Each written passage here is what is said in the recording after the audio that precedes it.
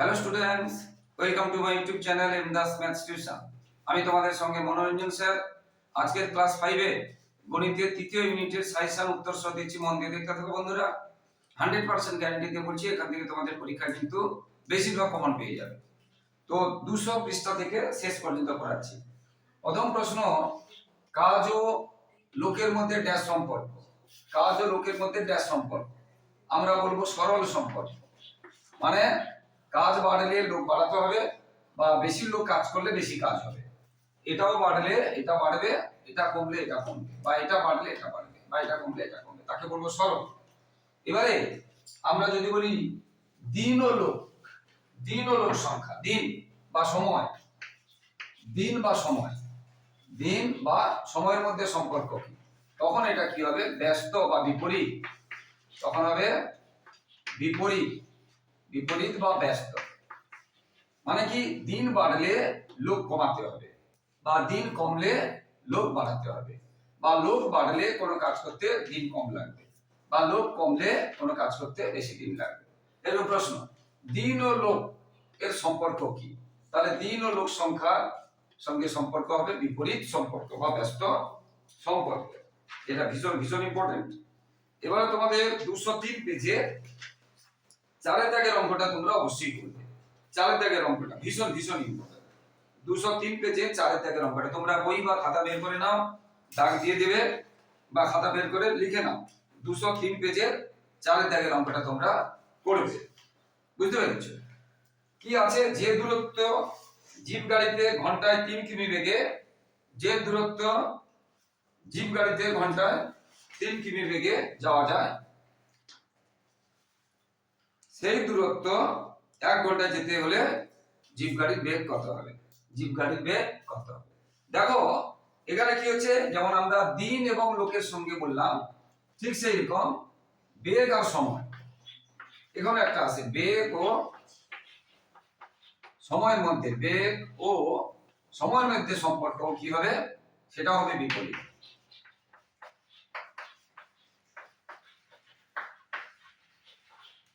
বিপরীত সম্পর্ক মানে কি, বেগ বাড়লে সময় কম লাগবে, মানে জোরে জোরে গেলে সময় কম লাগবে, আর আস্তে আস্তে গেলে সময় বেশি লাগবে। বা বেশি সময় ধরে একটা নির্দিষ্ট রাস্তা, ধর এখান থেকে আমি এইখানে যাব 2 ঘন্টা দিয়ে, তাহলে যেমন ভাবে যাব, আমি এখান থেকে এই একই রাস্তা আসবো 4 ঘন্টা ধরে, তাহলে আমি আস্তে আস্তে আসবো। তাহলে সময় বাড়লে বেগ কমবে, সময় কমলে বেগ বাড়বে। বিপরীত সম্পর্ক। এর উপরে চারের দাগের অঙ্কটা আছে। এখানে বলছে 30 কিমি গেলে 2 ঘন্টা সময় লাগে।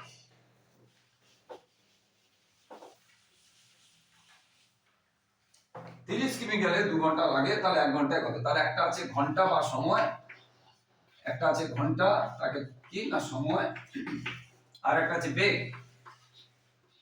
একটা আছে বেগ, তোমরা লিখতে পারো কিলোমিটার বা ঘন্টা, হ্যাঁ, নাহলে শুধু বেগ লিখলেও চলবে।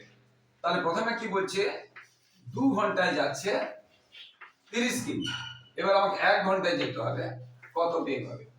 তাহলে 2 ঘন্টায় যে রাস্তা, যেটা বললাম এখান থেকে এই রাস্তা 2 ঘন্টায় আমি যদি 30 কিমি বেগে যাই, 1 ঘন্টায় যাবো একই রাস্তা, আমাকে জোরে জোরে যেতে হবে। এটা কমেছে, তাহলে এটা বাড়াতে হবে। তাহলে এটা বাড়াতে হবে। ঐকিক নিয়মে যদি করি, আমরা লিখবো 2 ঘন্টায় যায় 30 কিমি বেগে, 30 কিমি বেগে 1 ঘন্টায় যাবে, তাহলে বাড়বে, বাড়লে কি করতে হবে? গুণ করতে হবে। 2 ঘন্টা 30 কিমি বেগে যায়, তাহলে 1 ঘন্টায় যাবে 30 গুণ 2 কিমি বেগে, মানে 60 কিমি বেগে। কত কিমি বেগে? 60 কিমি বেগে, 60 কিমি বেগে। বুঝতে পেরেছো? এটা ভীষণ ইম্পর্টেন্ট আছে, এই ধরনের অঙ্ক পরীক্ষায় আসে। এরপরে পেজ নম্বরগুলো বলে দিচ্ছি, মোস্ট ইম্পর্টেন্ট অঙ্ক যেগুলো আছে তোমাদের 207 পেজে 3 আর 4 অবশ্যই করবে। 207 পেজে 3 আর 4 অবশ্যই করবে। 207 পেজে 3 এবং 4 ভীষণ ভীষণ ইম্পর্টেন্ট আছে, অবশ্যই করবে। এবং এগুলো বড় প্রশ্ন উত্তরগুলো আমার ইউটিউবে কিন্তু দেওয়া আছে, তোমরা ওখানে চলে যাবে, ক্লাস 5 এর ম্যাথ বা গণিত 207 পেজে খুঁজলেই ওখানে অনেক ভিডিও পেয়ে যাবে। এবার 209 পেজের, 209 পেজের একেরটা এবং চারেরটা ভীষণ ইম্পর্টেন্ট আছে, এবং তিনেরটা, একেরটা, চারেরটা এবং তিনেরটা ভীষণ ভীষণ ইম্পর্টেন্ট আছে। বুঝতে পেরেছো? 209 পেজে ভীষণ ইম্পর্টেন্ট আছে। তোমরা অবশ্যই করি। এরপরে আমি মোস্ট ইম্পর্টেন্ট যেগুলো সেগুলোই বলছি, মানে এখান থেকে পাবে। এরপরে আমরা যাব যে বিষমবাহু ত্রিভুজ কাকে বলে। ত্রিভুজ কয় প্রকার, কি কি? একটা আছে সমবাহু, মানে তিনটি বাহু সমান। সমবাহু মানে তিনটি বাহু সমান। একটা সমদ্বিবাহু মানে এই দুটো বাহু সমান, এটা ছোট বা বড়। আর একটা বিষম মানে এটা কারোর সাথে কারোর সম্পর্ক নেই, কারোর সাথে কারোর সম্পর্ক। ধরো এটা 5 কথাটা বলছি, এটা ধরো 9, এটা ধরো 8, এটা 5 সেমি, এটা 9 সেমি, এটা 8 সেমি। তাহলে তিনটে তিন রকম, এটাই বিষম। যে ত্রিভুজের তিনটি বাহু পরস্পর অসমান, যে ত্রিভুজের তিনটি বাহু পরস্পর অসমান, তিনটি বাহু পরস্পর অসমান, তিনটি বাহু পরস্পর অসমান, তাকে বলবো বিষমবাহু ত্রিভুজ। মানে তিনটি বাহু তিন রকম। আর যে ত্রিভুজের দুটি বাহু সমান তাকে বলবো সমদ্বিবাহু ত্রিভুজ। মানে এটা যদি 10 হয় তাহলে এটা 10 হবে, এটা হয়তো 5 কি 3 কি 8, আর এর সবগুলো সমান, এটা 6 হলে এটা 6 হলে এটা 6, তাকে বলে সমবাহু ত্রিভুজ। এটা আসবে। এরপরে যেটা মোস্ট ইম্পর্টেন্ট, একদম আসবেই আসবে, 100% গ্যারান্টি, এবং ক্লাস 6 এও আসে, 5 এও আসে, কখনো কখনো 7 এও আসে। সেটা কি? যে 2 সেমি, 3 সেমি এবং 5 সেমি বাহু বা দুটি, তিনটি এবং 5টি কাঠি দিয়ে এরকম বলবে একটা ত্রিভুজ আঁকা যাবে কিনা। 2 সেমি, 3 সেমি এবং 5 সেমি বাহু দৈর্ঘ্য বিশিষ্ট একটা ত্রিভুজ আঁকা যাবে কিনা, বা দুটি কাঠি, তিনটি কাঠি, 5টি কাঠি দিয়ে ত্রিভুজ আঁকা যাবে কিনা। এটা আমরা বলবো না, ত্রিভুজ আঁকা যাবে না। কেন যাবে না? ছোট দুটো বাহুর যোগফল 5, আর এই বড় বাহুটা কত আছে? একা আছে 5, এটা বড় বাহু আর এটা ছোট দুটো বাহুর যোগফল। বুঝতে পারছো? এই যোগফলটা সব সময় বড় হতে হবে, এই 5টা কোন 5? এই 5টা হচ্ছে এই 5টা, আর এই 5টা কোন 5? এটা হচ্ছে এই 5। ছোট দুটো বাহুর যোগফল বড় বাহুর থেকে বড় হতে হবে, কিন্তু এখানে যোগফল কি হচ্ছে? যোগফল 5 আর বড় বাহুটাও 5, যোগফল 5 সেমি, বড় বাহু 5 সেমি, তাহলে ত্রিভুজ আঁকা যাবে না। তোমরা সংক্ষিপ্ত উত্তর কি লিখবে? ছোট দুটো বাহুর যোগফল বড় বাহুটির থেকে বড় নয়, তাই ত্রিভুজ আঁকা যাবে না। ছোট দুটো বাহুর যোগফল বড় বাহুটির থেকে বড় নয়, তাই ত্রিভুজ আঁকা যাবে না। বুঝতে পেরেছো? এবারে যদি এটা 2 থাকতো তখন কি হতো? 2 আর 2 কত হতো? 4। এটা আচ্ছা, এটা 4, এটা সরি, এটা 4, এটা 5, এটা হতে হবে, কিন্তু এটা তো হয়নি। দুটো ছোট যোগফল এইটার থেকে বড় হতে হবে, কিন্তু যোগফল কি বড় হয়েছে? এটা হয়নি, তাহলে ত্রিভুজ আঁকা যাবে না। এটা হয়নি, বুঝতে পেরেছি? এটা হতে হবে, এটা হয়েছে বলিনি, এটা হতে হবে, এটা হয়নি। এটা এই দুটো যোগফল কি এটা থেকে বড় হয়েছে? হয়নি। এই দুটো যোগফল কি এটা থেকে বড় হয়েছে? হয়নি। এই যে যোগফল আর এটা একা বড়, তাহলে ত্রিভুজ আঁকা যাবে না। তাহলে কি বলবো? ছোট দুটো বাহুর যোগফল বড় বাহুটির থেকে বড় নয়, তাই ত্রিভুজ আঁকা যাবে না। এটা একদম আসবে 100%। এবার সংখ্যা চেঞ্জ করে দিতে পারি। আমি 2 to 5 বলেছি, আলাদা কোনো সংখ্যা দিতে পারি, বিভিন্ন রকম সংখ্যা দিতে পারে। এটা একদম 100% আসবে। এবারে সূক্ষ্মকোণী ত্রিভুজ কাকে বলে? কোণ অনুযায়ী বাহু অনুযায়ী ত্রিভুজ 3 প্রকার, যেমন হলো কোণ অনুযায়ী ত্রিভুজ 3 প্রকার। সূক্ষ্মকোণী যে ত্রিভুজের 3টি কোণ, এটা এটা এবং এটা, 3টি বা প্রতিটি, আমরা লিখবো প্রতিটি বা 3টি কোণ, বা লিখবো 3টি কোণ। এখানে প্রতিটি কোণ, যে ত্রিভুজের প্রতিটি কোণ সূক্ষ্মকোণ, যে ত্রিভুজের প্রতিটি কোণ সূক্ষ্মকোণ তাকে বলবো সূক্ষ্মকোণী ত্রিভুজ। বা বলবো যে ত্রিভুজের 3টি কোণই সূক্ষ্মকোণ তাকে বলবো সূক্ষ্মকোণী ত্রিভুজ। বুঝতে পেরেছো? সূক্ষ্মকোণ। আর সমকোণী হলে এটা হবে 90 ডিগ্রি। 90 ডিগ্রি। যে ত্রিভুজের একটি কোণ, তখন হবে একটি কোণ 90 ডিগ্রি, তাকে আমরা বলবো সমকোণী। এটাকে কি বলবো? সমকোণী ত্রিভুজ। হয়ে গেল। এবারে এই সমকোণী ত্রিভুজ, এইটা সমকোণ মানে 90, এর বিপরীত বাহুকে কি বলে? না অতিভুজ। এটা একটা প্রশ্ন আসবে, ভীষণ ইম্পর্টেন্ট, একদম আসবেই আসবে। সমকোণী ত্রিভুজের বিপরীত বাহুকে কি বলবে? সমকোণীর বিপরীত বাহুকে। সমকোণী ত্রিভুজের সমকোণের বিপরীত ভাগকে কি বলবো? অতিভুজ। আরো একটা প্রশ্ন আছে, তাহলে এটা কি প্রশ্ন হলো? সমকোণী ত্রিভুজের সমকোণের বিপরীত ভাগকে কি বলে? অতিভুজ। আরেকটা প্রশ্ন কি? সমকোণী ত্রিভুজের বৃহত্তর বাহুকে কি বলে? অতিভুজ। সমকোণ এই ত্রিভুজ এর মধ্যে এই বাহুটা সবথেকে বড়, এই বাহুটা সবথেকে বড়। সমকোণী ত্রিভুজের বৃহত্তর বাহুকে কি বলে? না অতিভুজ। সমকোণী ত্রিভুজের বৃহত্তর বাহুকে কি বলে? অতিভুজ। এটা একটা প্রশ্ন একদম আসবে, ভীষণ ইম্পর্টেন্ট, বুঝতে পেরেছো? বা সমকোণের বিপরীত বাহুকে কি বলে? অতিভুজ, একদম আসবে। এবারে ত্রিভুজটা এইরকম হোক, এইরকম হোক বা এইরকম হোক, আমি বলেছিলাম এটা এটা এটা তিনটি কোণ, এটা এটা এটা এই তিনটি কোণ, এটা এটা এটা তিনটি কোণ সব সময় যোগ করলে হবে 180 ডিগ্রি, 180 ডিগ্রি, 180 ডিগ্রি। এটা ইংলিশে, এটা বাংলায় 180 ডিগ্রি। যে কোনো ত্রিভুজের তিনটি কোণের সমষ্টি কত? সমষ্টি মানে যোগফল, এটা একটা ইম্পর্টেন্ট প্রশ্ন। যে কোনো ত্রিভুজের তিনটি কোণের সমষ্টি কত? না 180 ডিগ্রি। এটা একটা ইম্পর্টেন্ট, একদম আসবে আসবে। যে কোনো ত্রিভুজের তিনটি কোণের সমষ্টি কত? 180 ডিগ্রি। এটা একটা আসবে, ভীষণ ভীষণ। এবারে 221 পেজ সবগুলোই করে রাখবে তোমরা, তার মধ্যে আমি কয়েকটা ইম্পর্টেন্ট বলছি, বেশি ইম্পর্টেন্ট যেগুলো। 221 পেজ আসবেই আসবে, 100% এখান থেকে একটা আসবে, 100% গ্যারান্টি। 221 পেজ 100% গ্যারান্টি আছে, বুঝতে পেরেছো? কি আছে আমি সবগুলো করাচ্ছি না, যেমন এক একটা একটু আগে করে দিয়েছি, অনেকগুলো করে দিয়েছি, এখান থেকে একটা শিওর পাবে। আমি এখন করাচ্ছি 9টা আর 11টা, ভীষণ ইম্পর্টেন্ট। তবে সবগুলো করবে একদম 1 থেকে 11 পর্যন্ত 100% গ্যারান্টি থাকবে, আসবে। আমি 9টা আর 11টা করছি। সমকোণ ত্রিভুজের সমকোণ ছাড়া অপর দুটো কোণের সমষ্টি। দেখো সমকোণ মানে কি বলেছি? এটা 90 ডিগ্রি। সমকোণী মানে কত বলেছি? এটা, আর এই দুটো নিয়ে হবে 90 ডিগ্রি, কারণ এই তিনটে নিয়ে হবে কত? এই তিনটে নিয়ে হবে 180, এটা এটা 180 ডিগ্রি। এই একা কত হলো? 90, বাদ দিয়ে দিলাম। তাহলে আর কত পড়ে থাকলো? আর পড়ে থাকলো 90। তাহলে এটা বাদ দিয়ে বাকি এই দুটো কোণের সমষ্টি মানে যোগফল, সমষ্টি মানে যোগফল। তাহলে সমকোণী ত্রিভুজের এই সমকোণ ছাড়া বাকি দুটো, এইটা ছাড়া এই দুটো যোগ করলে কত হবে?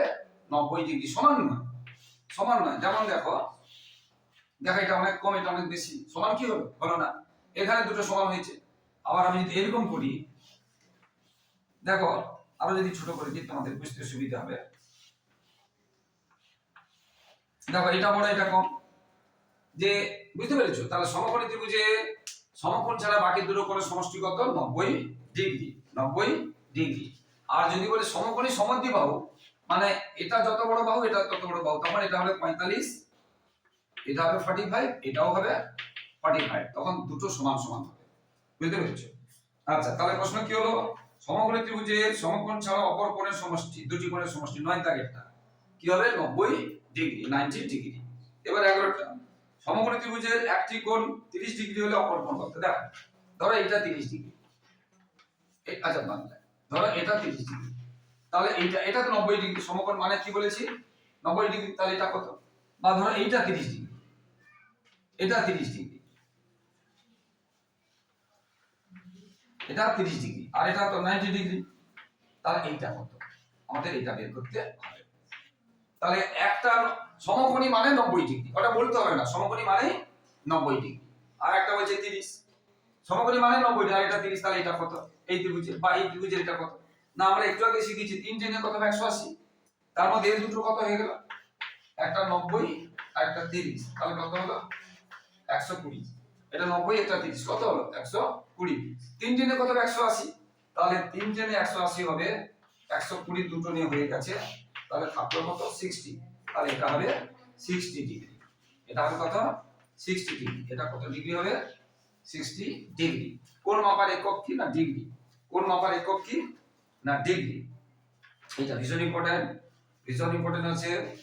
এবার স্থূলকোণী মানে একটি কোণ স্থূলকোণ, স্থূলকোণী মানে একটি কোণ স্থূলকোণ, স্থূলকোণী মানে একটি কোণ স্থূলকোণ, বুঝতে পেরেছো?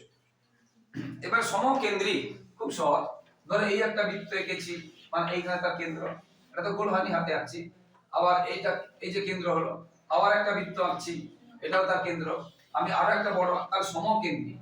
এই বৃত্তের এটা, এই বৃত্তের এটা, সবগুলো বৃত্তের এটা সমকেন্দ্রী, সমকেন্দ্রী, বুঝতে পেরেছো? সমকেন্দ্রী, সমকেন্দ্রী।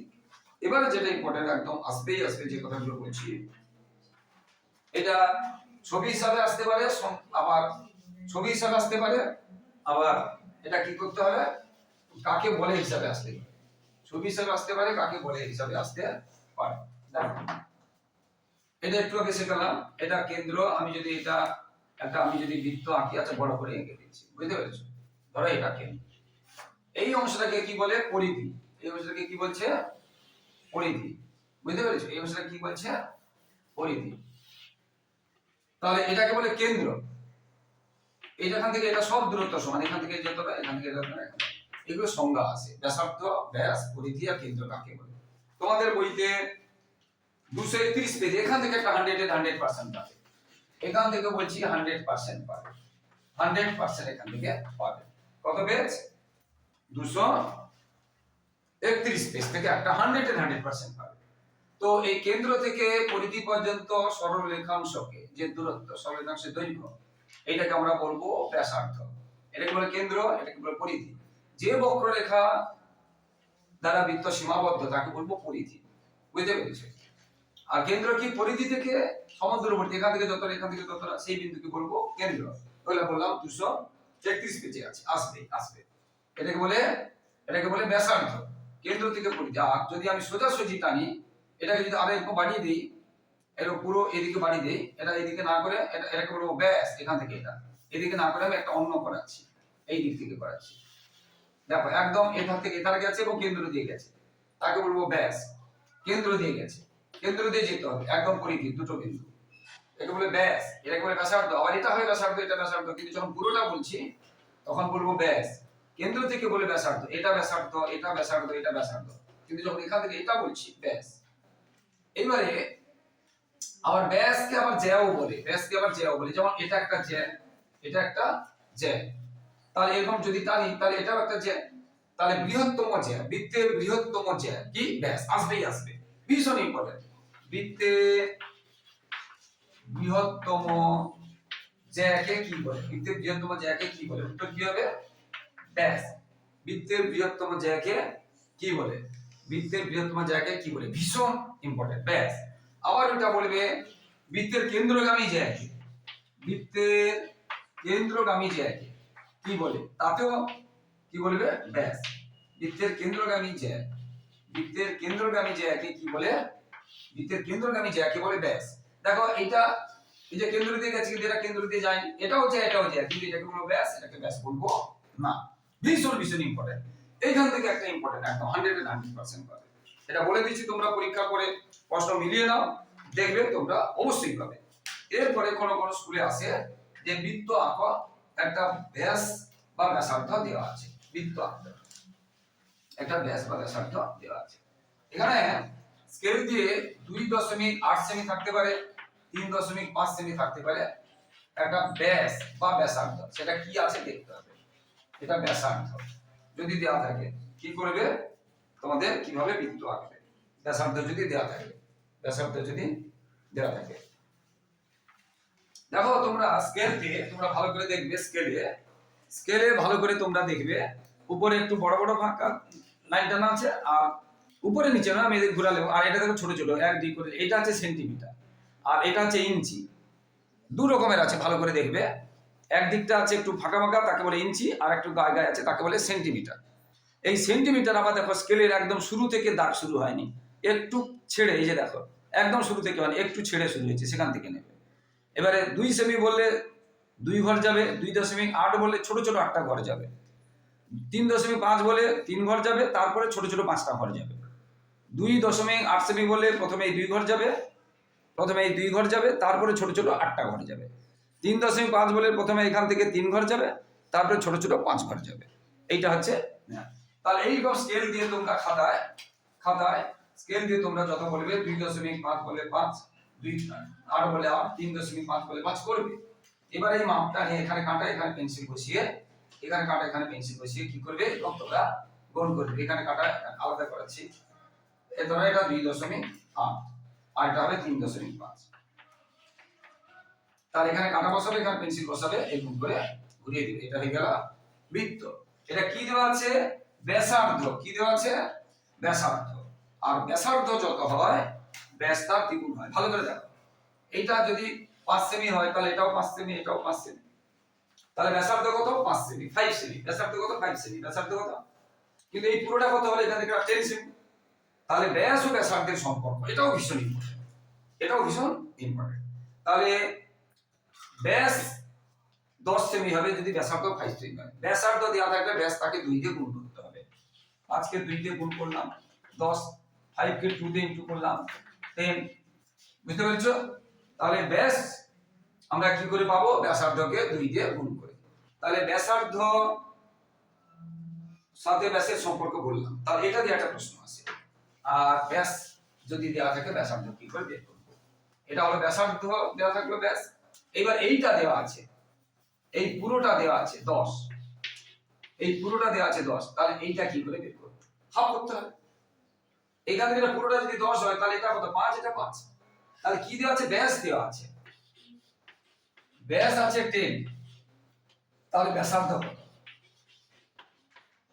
ব্যাসার্ধ কত? না ব্যাসার্ধ তাহলে কত হবে? 2 দিয়ে ভাগ করব, 10 কে 2 দিয়ে ভাগ করব।